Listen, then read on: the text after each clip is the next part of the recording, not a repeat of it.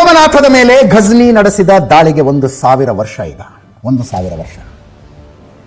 ಭಾರತಕ್ಕೆ ಸ್ವಾತಂತ್ರ್ಯ ಸಿಕ್ಕ ನಂತರ ಸರ್ದಾರ್ ವಲ್ಲಭಭಾಯಿ ಪಟೇಲರ ನೇತೃತ್ವದಲ್ಲಿ ಸೋಮನಾಥ ದೇವಸ್ಥಾನ ಮರು ನಿರ್ಮಾಣ ಆಗಿ 75 ವರ್ಷಗಳು ತುಂಬಿದವು. ಸೋಮನಾಥ ಸ್ವಾಭಿಮಾನ ಪರ್ವ. ಸಾಮಾನ್ಯ ಭಾರತೀಯರಾಗಿ ಇದನ್ನು ನಾವು ಹೆಂಗೆ ನೋಡಬೇಕು? 1000 ವರ್ಷಗಳ ಹಿಂದೆ, ಈಗಿನಿಂದ 1000 ವರ್ಷಗಳ ಹಿಂದೆ 1026ರಲ್ಲಿ ಘಜ್ನಿ ಈ ಸೋಮನಾಥ ದೇವಸ್ಥಾನದ ಮೇಲೆ ದಾಳಿ ಮಾಡಿದ. 1 ಸಲ ಅಲ್ಲ, 2 ಸಲ ಅಲ್ಲ, 3 ಸಲ ಅಲ್ಲ, 17 ಸಲ ದಾಳಿ ಮಾಡಿದ. 17 ಸಲ ದಾಳಿ ಮಾಡಿದ.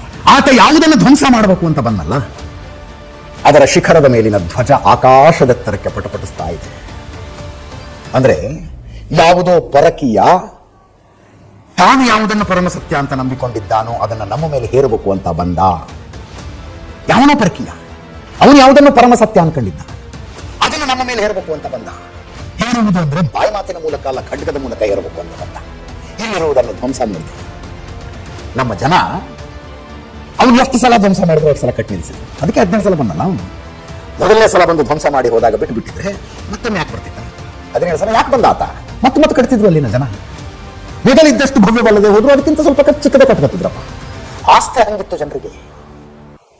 ಅಯೋಧ್ಯೆಯಲ್ಲಾಗಿದ್ದು ಅದೇ, ಸೋಮನಾಥದಲ್ಲಾಗಿದ್ದು ಅದೇ. ಈ ದೇವಸ್ಥಾನಕ್ಕೆ ಹೋಗೋದು, ಕೈ ಮುಗಿಯೋದು, ಪೂಜೆ ಮಾಡಿಸೋದು, ಹರಕೆ ಹೊರದು ಅಥವಾ ಹರಕೆ ತೀರ್ಸೋದು, ಇವೆಲ್ಲ ಬರೀ ಧಾರ್ಮಿಕ ವಿಧಿವಿಧಾನ ಅಲ್ಲ. ಅವು ಈ ಮಣ್ಣಿನ ಸಿವಿಲೈಸೇಷನಲ್ ಮೆಮೊರಿ ಹೆಂಗಿದೆ ಅನ್ನುವುದನ್ನು ತೋರಿಸೋದಕ್ಕೆ ಕವಿದೆ ಅಲ್ಲಿ.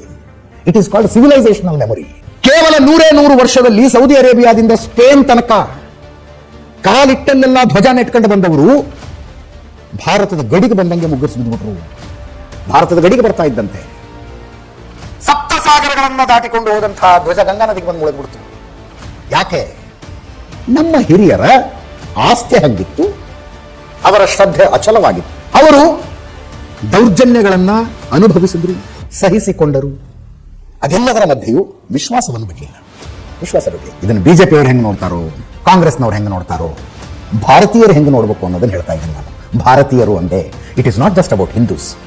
ಇದು ಕೇವಲ ಹಿಂದೂಗಳಿಗಾಗ್ಲಿ ಅಥವಾ ಸೋಮನಾಥದಲ್ಲಿರುವ ದೈವವನ್ನ ದೈವ ಅಂತ ಪರಿಗಣಿಸುವವರಿಗೆ ಮಾತ್ರ ಅಲ್ಲ. ಇದು ಈ ನೆಲದ ತಾಕತ್ತನ್ನು ತೋರಿಸುವಂಥದ್ದು. ಸೋಮನಾಥ ಆಗಲಿ, ರಾಮ ಮಂದಿರ ಆಗಲಿ, ನೆಲದ ತಾಕತ್ತು ತೋರಿಸುವಂಥದ್ದು. ನೀವೆಷ್ಟು ಸಲ ಧರಾಶಾಹಿ ಮಾಡಿ, ಕುಚ್ ಬಾತ್ ಹೈ ಹಸ್ತಿ ಮಿಟ್ತಿ ನಹಿ ಹಮಾರಿ.